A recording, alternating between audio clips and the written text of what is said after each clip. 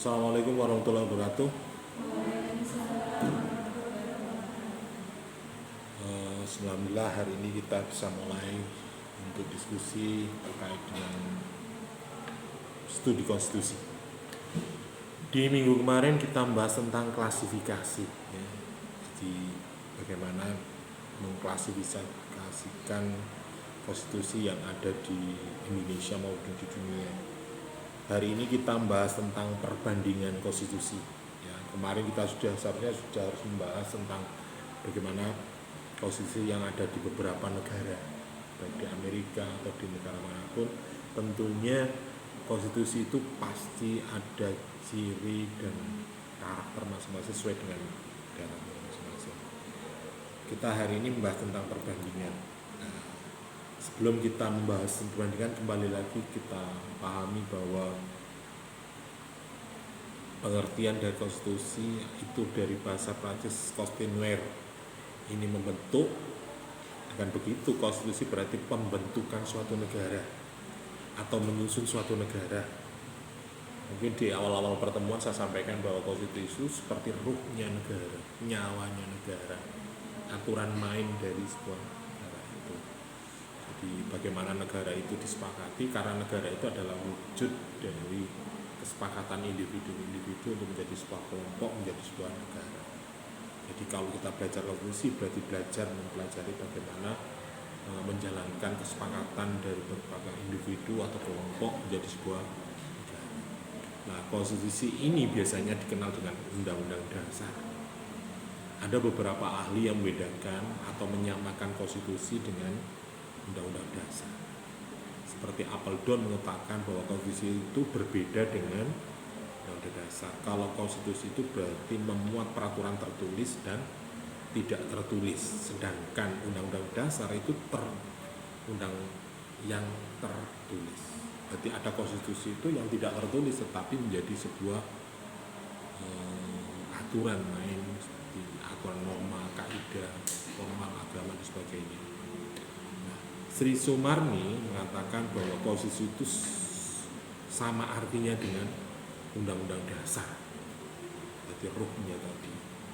Yang selanjutnya bahwa pengertian dari kedua makna tersebut bisa diartikan secara luas maupun secara sempit. Konstitusi berarti luas, berarti keseluruhan ketentuan dasar atau dasar-dasar negara yang tertulis dan tidak tertulis. Jadi pengertian secara sempitnya, konstitusi itu berarti piagam dasar atau undang-undang dasar atau dokumen lengkap mengenai peraturan dasar negara. Jadi itu yang kita harus pahami dulu tentang konstitusi. Selanjutnya, perbandingan beberapa konstitusi di negara. Konstitusi negara Indonesia itu pertama isinya adalah pembukaan Undang-Undang Dasar 1945 itu sebagai cara umum review atau rangkuman dari keseluruhan cita-cita bangsa, kemudian dijabarkan di dalam batang tubuh. Ya, kalau Anda baca Undang-Undang Dasar 1945 itu kan ada preambul, ada pembukaan, pendahuluannya itu apa. Kemudian dijabarkan melalui batang tubuh, mulai pasal-pasal dan kemudian ada yang berikutnya adalah perubahan undang-undang. Karena ini bentuk kesepakatan bisa juga menyesuaikan dengan kebutuhan dan kepentingan yang sesuai dengan perkembangan zaman maupun politik global. Kemudian di situ juga ada namanya Sistem Negara Kesatuan Republik Indonesia kalau kita bicara Undang-Undang Dasar 1945. Konstitusi dalam negara Inggris misalnya, ini karena kita berbicara tentang perbandingan, maka kita harus melihatnya. Jadi kalau di Inggris itu konstitusi itu ada 3 sifat. Ada yang namanya konstitusi tidak tertulis atau konvensi, artinya bentuk wujud. Kalau di negara kita tuh ada TAP MPR misalnya. Jadi ada bentuk kesepakatan yang ditetapkan oleh Majelis Permusyawaratan Rakyat misalnya. Itu secara tidak tulis ada, bisa juga itu dilakukan. Misalnya kondisi negara dalam darurat atau kondisi apa, bisa juga ditetapkan. Nah, kayak kemarin proses apa ya, zamannya era Gus Dur itu kan sampai muncul TAP MPR, di pergantian kekuasaan yang bisa juga karena melanggar hukum atau dalam proses hukum. Di Inggris juga ada yang bersifat luas atau fleksibel. Ini mudah diadakan perubahan. Artinya juga di Inggris itu konstitusinya bisa juga ada yang bisa dirubah tiap periodisasi kepemimpinan, atau bisa juga ada kondisi tertentu yang bisa merubah tentang konstitusi itu. Yang ketiga, tidak ada badan pengaman khusus kalau di Inggris. Kalau di negeri kita kan ada MK. Ya. Di MK itu adalah suatu lembaga sebagai penjaga gawang dari pelaksanaan implementasi daripada konstitusi negara kita. Jika ada peraturan atau instansi atau lembaga negara yang menyalahi konstitusi, maka MK inilah yang berperan. Itu kalau di negara kita. Kemudian kalau di ciri-ciri lain di pemerintahan Inggris, bentuk negaranya kesatuan. Ya. Bentuk pemerintahnya monarki. Tuh. Mirip Indonesia, tapi ini monarki. Artinya di situ juga masih ada kekuatan lain selain negara, itu kerajaan di situ. Ya. Konstitusinya tidak tertulis. Nah, nek ngomong kerajaan itu kan yo semua titahnya, semua ucapannya itu bisa juga menjadi aturan negara. Kabinetnya dipimpin oleh Perdana Menteri, adalah kekuasaan di dalam hal pemerintahan saja. Tapi ngomong negara, kerajaan. Kalau negara kita kan tidak ada. Ya. Raja hanyalah simbol keagungan kalau di negara hukum, ya, rule of law. Negara yang juga menggunakan kesejahteraan, artinya welfare state. Sistem pemerintahnya parlementer karena ada Perdana Menteri. Jadi raja itu membentuk parlemen mengurusi negara, dan parlemen itu juga dikepalai oleh Perdana Menteri itu juga. Jadi biasanya kepala parlemen atau ketua parlemen itu juga kepala Perdana Menteri. Itu kalau di Inggris. Kemudian di Amerika, kalau di Amerika ciri-ciri daripada konstitusi itu, bentuk negaranya adalah federasi. Jadi ada negara pusat, ada negara bagian. Mungkin ada negara itu. Kayak Mojopahit ngono biyen rek. Ya, konsep federasi ini kan konsepnya Mojopahit. Jadi ada kerajaan utama yang kerajaan-kerajaan kecil itu juga membayar upeti kepada kerajaan. Amerika juga seperti itu, federasi. Bentuk pemerintahnya republik. Lah, ini hampir sama dengan Indonesia. Jadi bukan Perdana Menteri tetapi presiden. Nah, di Amerika tidak ada kerajaan, adanya ada senator, ada lembaga tinggi negara. Kedaulatan berada di tangan rakyat, artinya masyarakat punya hak untuk arah dan kemana, tetapi tidak seperti di Indonesia perwakilan. Maka di sana juga ada parlemen atau senator, ada partai politik. Jadi kalau di Amerika ada partai Demokrat, ada partai Republik, kesatuan. Kebebasan warga negaranya terjamin kalau di Amerika, liberal. Jadi karena dia mau penganut demokrasi yang itu, akhirnya masyarakatnya juga diberikan kebebasan untuk berpendapat, berkelompok, berorganisasi dan sebagainya. Nah, konstitusi di Amerika itu bersifat kaku, rigid. Ini bedanya dengan di Indonesia dan di Inggris. Diangel dirubah. Ya mungkin karena warga negaranya seperti itu. Sistem pemerintahnya presidensial, ya, karena republik tadi. Kemudian parlemennya itu sifatnya bikameral, 2 kamar. Jadi ada ruang, ada di kamar itu ada 2 kamar, dua lembaga konstitusi. Indonesia ada, kalau di Indonesia kan trias politika, ada legislatif, ada eksekutif, ada yudikatif. Kemudian kalau kita bicara Rusia atau Uni Soviet misalnya, ini ciri-ciri pemerintahnya, bentuk negaranya sama dengan Amerika, federasi. Jadi di negara Rusia itu ada negara-negara kecil yang ikut dalam kelompok negara Rusia. Yang kemarin rame itu apa? Yang Putin itu loh sama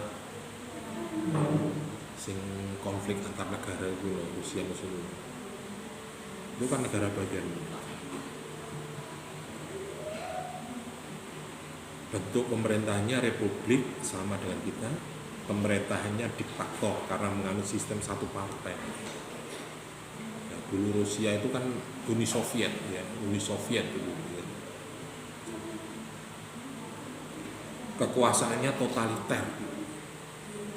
Jadi kalau di Rusia, jadi kekuasaan penuh pada pemegang kekuasaan. Jadi kayak Putin itu wes kayak Amerika ngono rek. Makanya di blok-blok negara di dunia ini kan ada blok dari Rusia ini sama. Nah, dulu itu kan ada blok timur, ada blok barat. Perang dunia 3 itu perlawanan antara Amerika dan blok Rusia ini.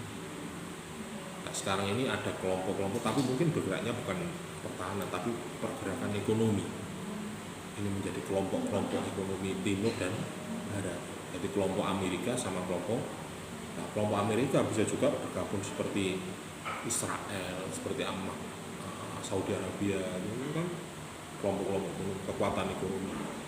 Karena Amerika itu berpegang teguh pada sumber atau energi panas, BBM, minyak itu biasanya di mana negara itu ada minyak, berarti Amerika pasti akan masuk di situ.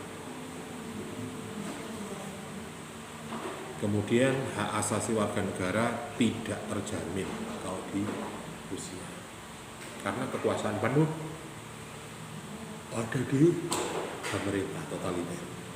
Politik pemerintahnya tertutup, nggak kena diintervensi kalau di Uni Soviet. Nah, inilah yang terkait dengan perbandingan konstitusi di Uni Soviet.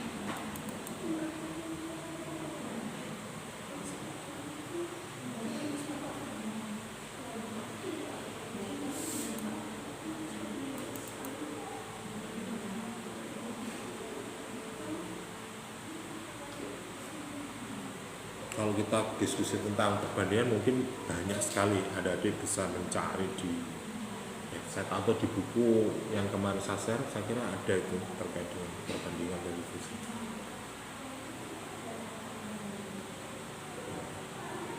Atau ada banyak artikel-artikel yang membahas tentang perbandingan konstitusi di berbagai negara.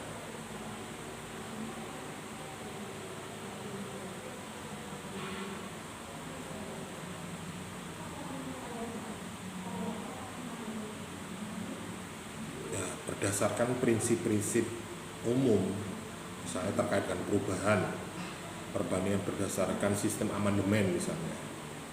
Ada perubahan itu yang bersifat addendum, ya. Ada yang perbaikan, ada yang pencabutan. Nah, ini ngomong perbandingan perubahan mekanisme di dalam. Tadi saya sampaikan bahwa di awal perbandingan itu ada latar tentang perubahan kalau di negara kita, atau pasal-pasal bagaimana merubah tentang konstitusi itu. Jadi ada model-model addition, ada revisi, ada reform, ada pembaruan, ada.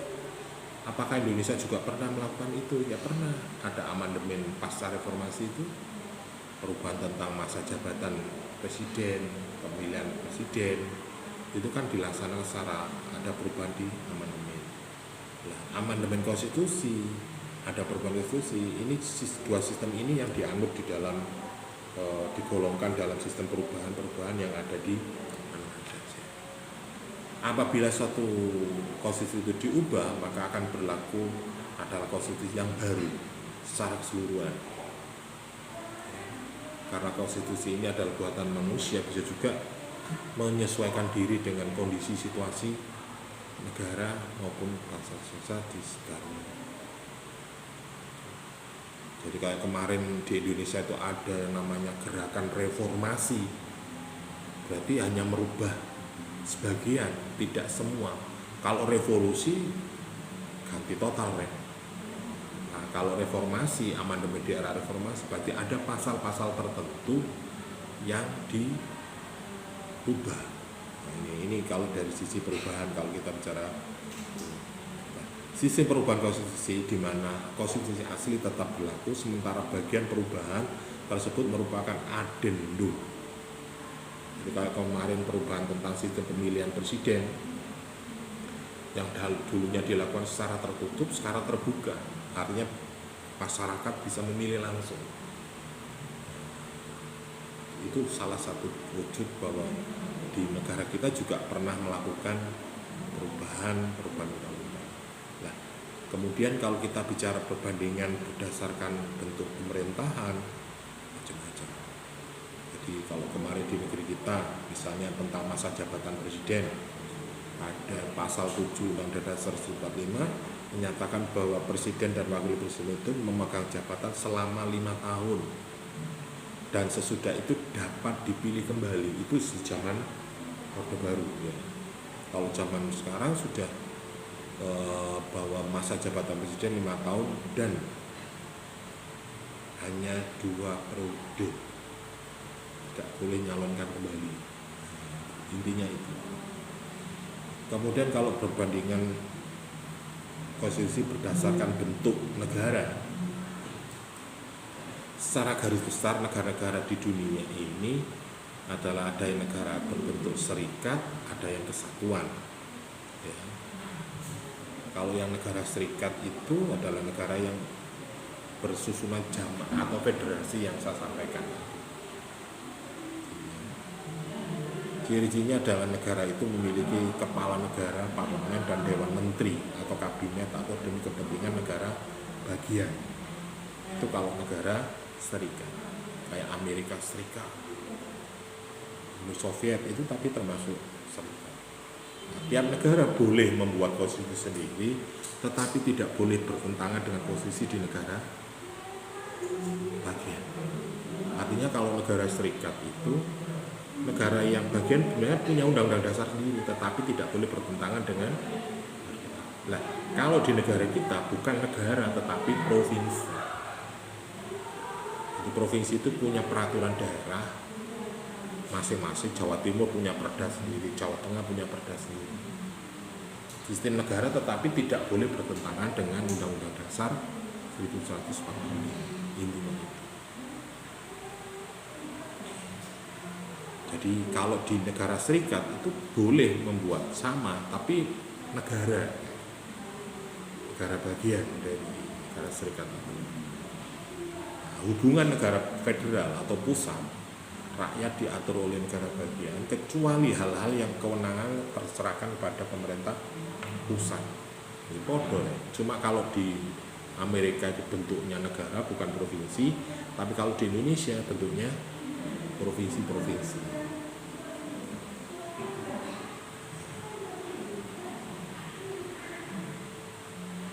Jika dilihat dari sejarah ketatanegaraan berdasarkan konstitusi, bentuk negara Indonesia telah mengalami perubahan bentuk negara beberapa kali. Yang pertama pada masa Undang-Undang Dasar 1945 pertama kali. Indonesia juga bukan berarti tidak pernah berganti-ganti bentuk negara. Ya pernah dicoba, pernah berbentuk federasi atau RIS, pernah negara Republik Indonesia Serikat juga pernah. Karena apa? Sangat memungkinkan untuk menjadi negara serikat. Karena apa? Wilayah Indonesia berpulau-pulau, bersuku-suku bangsa. Bisa juga negara Jawa Timur, negara Jawa Barat, atau negara Jawa, atau Kalimantan. Itu sangat mungkin sebenarnya. Makanya di masa Undang-Undang Dasar 45 pernah ini berlaku yang namanya Konstitusi RIS pada tahun tahun 1949. Tetapi mungkin perjalanannya tidak semulus yang kita bayangkan. Jadi beda negara, beda karakter, beda budaya, nggak sama. Di Indonesia mungkin bisa dilakukan itu, tetapi bisa. Di pasca reformasi pernah ada sebuah kelompok atau partai politik yang mengusulkan untuk menjadi negara federasi seperti Amerika. Tapi piye mosok Indonesia sih? Kon gelem pisah ambek Indonesia. Ati awakmu dadi negara Jawa Timur. Negara Jawa Barat. Atau disebutkan negara apalah. Ini pernah terjadi di negara kita. Kemudian ada juga perbandingan model sistem pemerintahan. Jadi ada pemerintah presidensial, ada presiden parlementer. Ada juga yang campuran. Jadi setengah parlemen, setengah presidensial. Ono presidennya, tapi dia juga menjadi kepala negara, juga menjadi kepala pemerintahan. Ini yang terjadi di negara kita sekarang, mungkin bisa dikatakan seperti itu. Atau bisa juga sistem pemerintah kolegial. Jadi antara dewan dan presiden itu secara kolegial, tidak ada penanggung jawab utama. Di pemerintah ini masih sistem pemerintah yang unik. Contohnya di Swiss, pemerintah kolegial. Sistem pemerintahan kolegial itu adalah sistem pemerintahan di mana pemimpin negara dan pemimpin pemerintahan itu bersama-sama. Jadi presiden itu ya kepala negara, ya kepala pemerintahan. Jadi nek ono urusan nang luar negeri, ya presiden, urusan dalam negeri ya presiden. Mestinya kalau itu sistem presidensial itu kepala pemerintahan sendiri, kepala negara sendiri. Jadi nek ngomong kepala negara mestinya ketua MPR mestinya.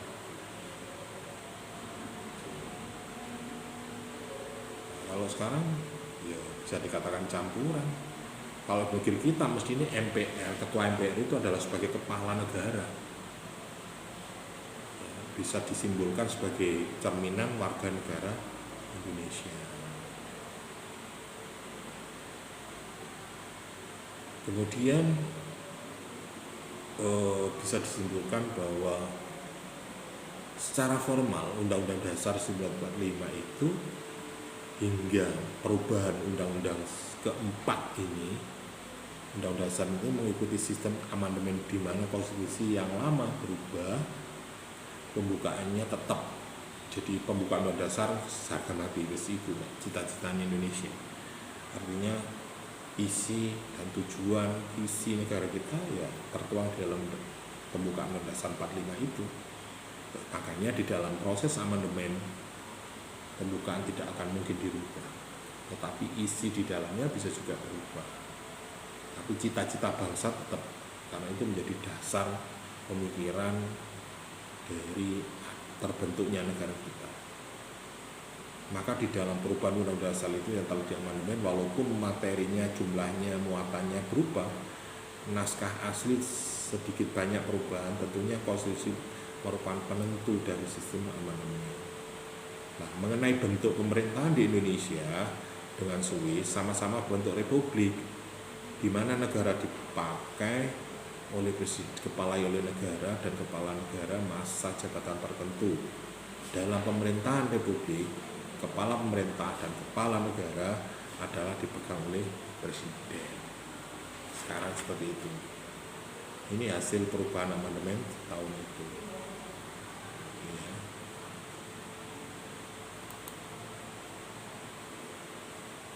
Oke, sampai di sini ada pertanyaan terkait dengan perbandingan?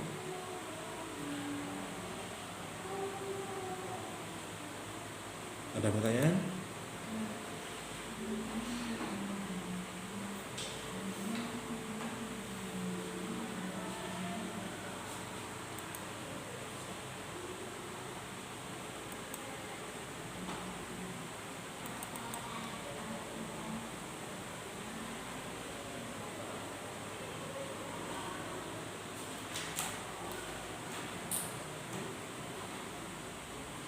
Oke, kalau ada pertanyaan cukup ya.